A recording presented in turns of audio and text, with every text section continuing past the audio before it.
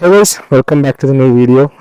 ഇന്ന് നമ്മുടെ കയ്യിലുള്ളത് റോയൽ എൻഫീൽഡിൻ്റെ തന്നെ അധികം ആരും കാണാത്ത മോട്ടോർസൈക്കിളാണ് കേട്ടോ.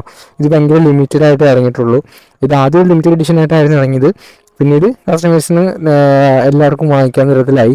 പക്ഷേ എങ്കിലും ആൾക്കാർ ഭയങ്കര കുറവാണ് ഇത് വാങ്ങിക്കൽ. അതുകൊണ്ട് നിരത്തുകളിൽ കാണാനായിട്ടും ഭയങ്കര റെയറാണ് കേട്ടോ ഈ മോട്ടോർ സൈക്കിൾ. ഷോറൂമുകളിൽ പോലും നമുക്ക് ഈ വണ്ടി അധികം കാണാനായിട്ടില്ല. ബുക്കിംഗ് അനുസരിച്ചിട്ട് മാത്രമേ ഈ ഒരു സാധനം വരുള്ളൂ. ഇത് എൻഫീൽഡിൻ്റെ ഷോർട്ട് ഗൺ 650 ആണ്. ടിൻ സിലിണ്ടറിൽ വരുന്ന വണ്ടി തന്നെയാണ് ഇത്.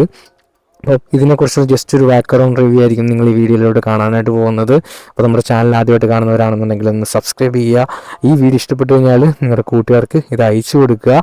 അപ്പം ഷോർട്ട് ഗണ്ണിൻ്റെ വീഡിയോയിലേക്ക് പോകാം. Once again welcome back to the new video guys. It's me your reserved 25.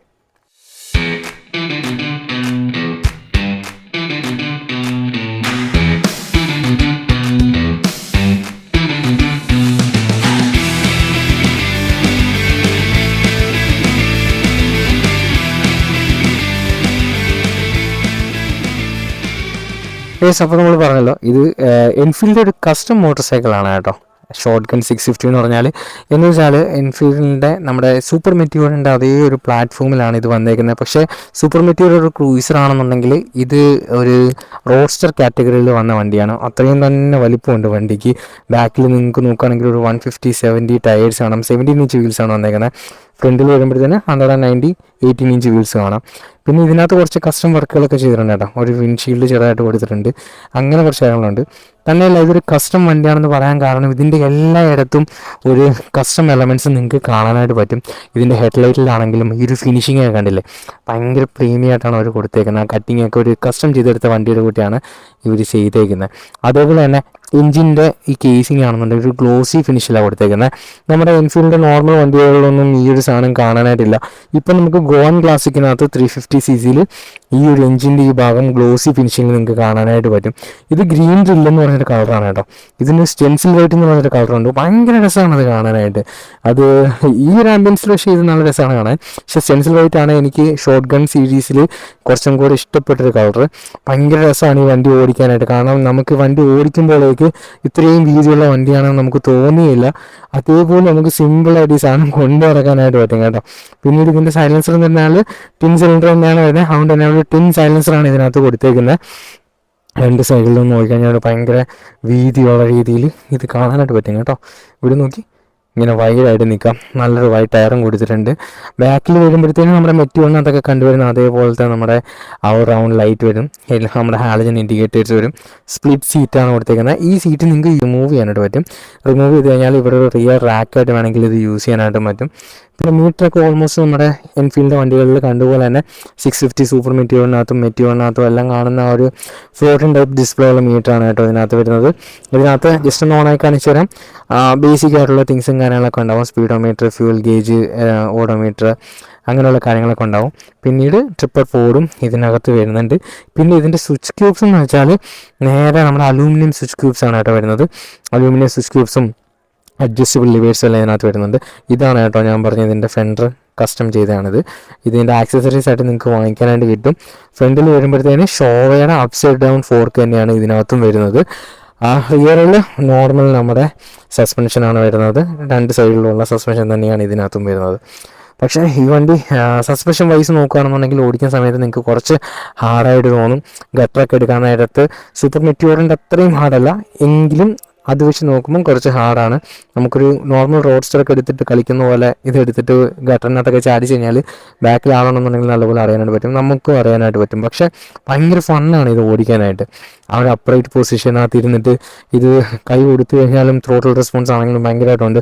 ഒരു 650cc നമുക്ക് സൂപ്പർ മീറ്ററൊക്കെ ഓടിക്കുന്ന പോലെയല്ല ഇത് തോന്നുന്നത്. നമുക്ക് എത്ര വേണമെങ്കിലും ഇങ്ങനെ കൈ കൊടുത്ത് കയറി പോകാനായിട്ടൊരു ചാട്ടവും എങ്ങനെയുള്ളൊരു ട്യൂണിങ്ങാണ് ഇതിൻ്റെ ECU ചെയ്ത് വെച്ചേക്കുന്നത്. ഭയങ്കര ഫണ്ണാണ് ഇത് ഓടിക്കാനായിട്ട്. അപ്പം ഇതിൻ്റെ ടെസ്റ്റ് റൈഡ് കിട്ടാനൊക്കെ ഭയങ്കര പാടാണ് കേട്ടോ. കാരണം ഷോറൂമുകളിലൊന്നും ഇതിൻ്റെ ടെസ്റ്റ് റൈഡ് അവൈലബിൾ ആയിട്ടില്ല. നിങ്ങൾക്ക് എനിക്ക് തോന്നുന്നത് എടപ്പള്ളി ബ്രാൻഡ് സ്റ്റോറിൽ, കമ്പനി സ്റ്റോറിൽ നിങ്ങൾക്ക് ഇതിൻ്റെ ടെസ്റ്റ് റൈഡ് അവൈലബിൾ ആയിരിക്കും. അവിടെ പോയി കഴിഞ്ഞാൽ നിങ്ങൾക്ക് മേ ബി ഇതിന് ടെസ്റ്റ് റൈഡ് കിട്ടുമായിരിക്കും. അല്ലാത്ത പക്ഷം നിങ്ങൾക്ക് ഈ വണ്ടി കാണുമെങ്കിൽ പോലും ബുക്ക് ചെയ്താൽ മാത്രമേ ഉണ്ടാവുള്ളൂ കിട്ടാനായിട്ട്. അത്രയും റെയറായിട്ടൊരു കളക്റ്റീവ് മോഡലാണിത്. നിങ്ങൾക്ക് എൻഫീൽഡിൻ്റെ ഒരു വണ്ടി കളക്റ്റബിളായിട്ട് വെക്കണമെന്നുണ്ടെങ്കിൽ നിങ്ങൾക്ക് ഈ വണ്ടി ചൂസ് ചെയ്യാനായിട്ട് പറ്റും കേട്ടോ. അങ്ങനെയുള്ള ഒരാളാണ് നിങ്ങളാണെന്നുണ്ടെങ്കിൽ നിങ്ങൾക്ക് ഈ വണ്ടി എടുത്ത് നിങ്ങൾക്ക് മാത്രമേ ഈ വണ്ടി ഏരിയയിൽ കാണുള്ളൂ. അങ്ങനെ ഒരു സാധനമാണ്. പിന്നീട് ഇതിനകത്ത് എടുത്തു പറയേണ്ട സാധനം റോയൽ എൻഫീൽഡിൻ്റെ കണക്റ്റിംഗ് ടെക്നോളജിയായ വിങ്മാൻ ഇതിനകത്ത് വരുന്നുണ്ട്. വിങ്മാനെ കുറിച്ച് പറയുകയാണെന്നുണ്ടെങ്കിൽ കുറച്ചുണ്ട്. അത് 650cc കുറച്ച് വണ്ടികളിൽ മാത്രമേ റോയൽ എൻഫീൽഡ് കൊണ്ടുവന്നിട്ടുള്ളൂ. അപ്പം അതിലൊരു വണ്ടിയാണ് ഇത്. നിങ്ങൾക്ക് റോയൽ എൻഫീൽഡിൻ്റെ ഈ വണ്ടിയുടെ കറണ്ട് സ്റ്റാറ്റസ്, ഈ വണ്ടി എവിടെയാണ് ഇപ്പോൾ ഉള്ളത്, അതിൻ്റെ ലൊക്കേഷൻ ഡീറ്റെയിൽസ്, ഇതിൻ്റെ ഫ്യൂൽ എത്രയുണ്ടാവും, അല്ലെങ്കിൽ ഈ വണ്ടി എപ്പോഴൊക്കെ ഇഗ്നീറ്റ് ചെയ്താലും ഇതിൻ്റെ ഓണർക്ക് ഇതിൻ്റെ നോട്ടിഫിക്കേഷൻ ചെല്ലുന്നതാണ്. അപ്പം എബ്രോഡൊക്കെ ഉള്ള ആളാണെന്നുണ്ടെങ്കിൽ നിങ്ങളുടെ വണ്ടി വീട്ടിലിരിക്കുകയാണെന്നുണ്ടെങ്കിൽ നിങ്ങൾക്ക് ഇത് യൂസ്ഫുള്ളായിട്ട് ഉപയോഗിക്കാവുന്നൊരു GPS ട്രാക്കിംഗ് സിസ്റ്റമാണ്. അതിനകത്തൊരു 2G സിമ്മും അവർ പ്രൊവൈഡ് ചെയ്യുന്നുണ്ട്. അപ്പം അങ്ങനെ ഒരു സാധനം ഷോട്ട്ഗൺ 650 ഉണ്ട്, സൂപ്പർ മെറ്റിയോർ 650 ഉണ്ട്. അങ്ങനെ സെലക്ട് ചെയ്ത കുറച്ച് മോട്ടോർ സൈക്കിളിനകത്ത് അവരത് ഇൻക്ലൂഡ് ചെയ്ത് കൊടുത്തിട്ടുണ്ട്. ഇത്രയൊക്കെ ഒരു കളക്റ്റബിൾ ആയിട്ടുള്ളൊരു സാധനം നിങ്ങൾക്ക് വേണമെന്നുണ്ടെങ്കിൽ നിങ്ങൾക്ക് ഈ വണ്ടിയിലോട്ട് പോകാവുന്നതാണ്. പിന്നെ ഈ ഒരു സ്പെക്ക് ഇഷ്ടപ്പെടുന്ന ആൾക്കാരുണ്ടല്ലോ, റെയർ ആയിട്ടൊരു സാധനം എൻ്റെ കയ്യിൽ വേണം, എൻ്റെ കയ്യിൽ മാത്രം വേണമെന്നുള്ള അങ്ങനെയുള്ള ആൾക്കാർക്കും ഈ ഷോട്ട്ഗൺ 650 പോകാം കേട്ടോ. അപ്പം ഇത്രയൊക്കെ ആയ സ്ഥിതിക്ക് ഞാനിതിൻ്റെ എക്സോസ്റ്റ് നോട്ടും കൂടെ ഇതിനകത്ത് നിങ്ങളെ ഒന്ന് കേൾപ്പിച്ച് തരാം. എങ്ങനെ ഉണ്ടാവും നോക്കിയിട്ടൊന്ന് അഭിപ്രായം പറയാം കേട്ടോ.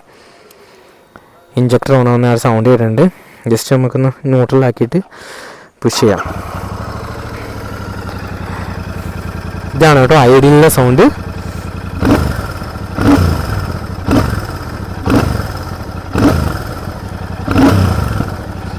ഗ്രണ്ട് കേട്ടോ, എന്നാ രസമുണ്ടെന്ന്.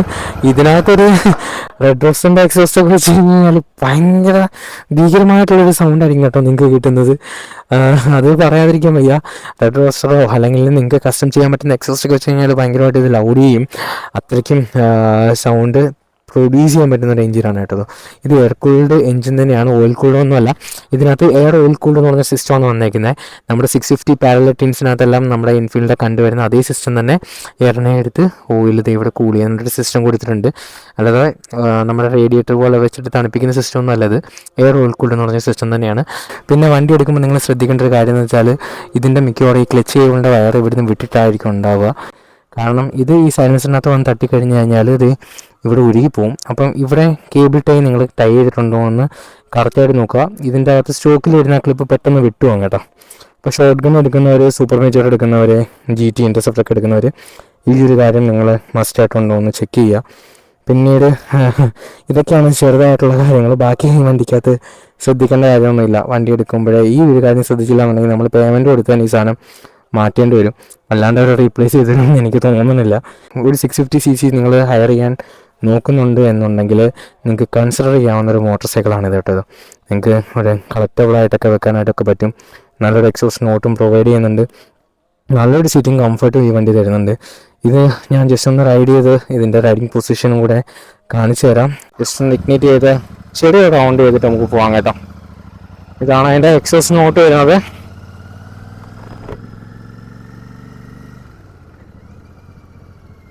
നമുക്ക് ഇത്രയും വലിയ വണ്ടി ഓടിക്കുകയാണെന്നുണ്ടെങ്കിൽ ഇതിനകത്ത് കയറി കൊണ്ട് ഓടിക്കുമ്പോൾ ഒരു ഫീലും എടുക്കില്ല കേട്ടോ. കാരണം ഇതിൻ്റെ വെയിറ്റ് ആവട്ടെ, അല്ലാന്നുണ്ടെങ്കിൽ ഇതിൻ്റെ വീൽ ബേസ് ആവട്ടെ, ഒന്നും തന്നെ നമ്മളെ ഒരു രീതിയിൽ തന്നെയും ടെൻഷൻ ആക്കുന്നില്ല. ഭയങ്കര ലൈറ്റായിട്ട് നമുക്ക് കൊണ്ടു നടക്കാനായിട്ട് വരും. ഇതിൻ്റെ വെയിറ്റ് ഒന്നും അറിയാൻ പോലും പോകുന്നില്ല കേട്ടോ ഓടിക്കുമ്പോൾ. പക്ഷെ ഇത് നിർത്തിക്കഴിഞ്ഞ് കഴിഞ്ഞാൽ മുന്നോട്ടും ബാക്കോട്ടൊക്കെ എടുക്കുമ്പോൾ അറിയാനായിട്ട് പറ്റും. പക്ഷെ വേണമെങ്കിലും നമുക്ക് ഇത്രയും ഹെവി വണ്ടിയാണ് ഓടിക്കുന്നതെന്ന് ഒരു ഫീലും ഇല്ലാത്ത പോലെയാണ് ഇത് പോകുന്നത്.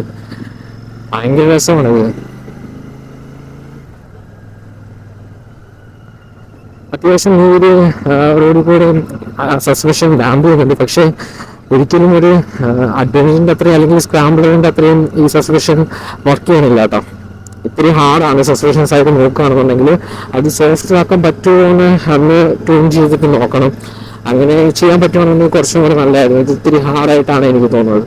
പക്ഷേ ഹാർഡ് സസ്പെൻഷൻ ഉള്ളതുകൊണ്ട് തന്നെ നമുക്ക് കുറച്ചും കൂടെ ഹൈവേസ് ഒക്കെ ക്രൂസ് ചെയ്യുമ്പോഴത്തേന് ഭയങ്കര സ്റ്റെബിലിറ്റി നമുക്ക് കിട്ടും.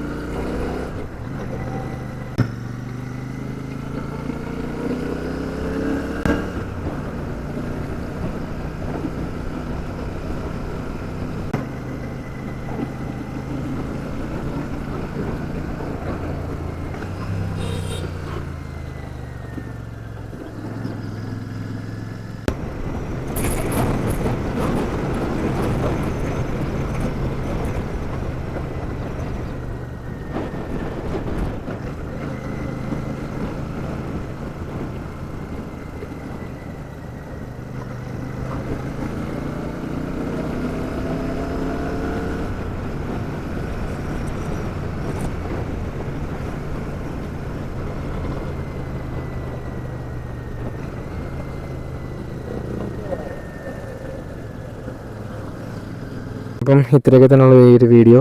ഇതൊരു ഷോർട്ട് വീഡിയോ ആയിരുന്നു കേട്ടോ. അധികം നമുക്ക് ഈ വണ്ടി ഓടിക്കാനായിട്ട് കിട്ടിയില്ല. അപ്പം നെക്സ്റ്റ് ഒരു ലോങ് റൈഡിന് ഇത് കിട്ടുമെന്ന് നമുക്ക് പ്രതീക്ഷിക്കാം. അല്ലെങ്കിൽ അടുത്തൊരു വണ്ടി നമുക്ക് സെറ്റാക്കാം. ഇതിനെക്കുറിച്ച് എന്തെങ്കിലും കൂടുതൽ വിവരങ്ങൾ നിങ്ങൾക്ക് അറിയാനുണ്ടെന്നുണ്ടെങ്കിൽ ഈ വീഡിയോയുടെ താഴെ നിങ്ങൾ കമൻറ്റ് ഇടുക കേട്ടോ. കമൻറ്റിന് റിപ്ലൈ ആയിട്ട് നമ്മൾ പറഞ്ഞുതരാം. അപ്പം അടുത്തൊരു വീഡിയോയിൽ കാണുന്നതിനും വരേക്കും it's me your respect 25 signing out from this video. Love you guys.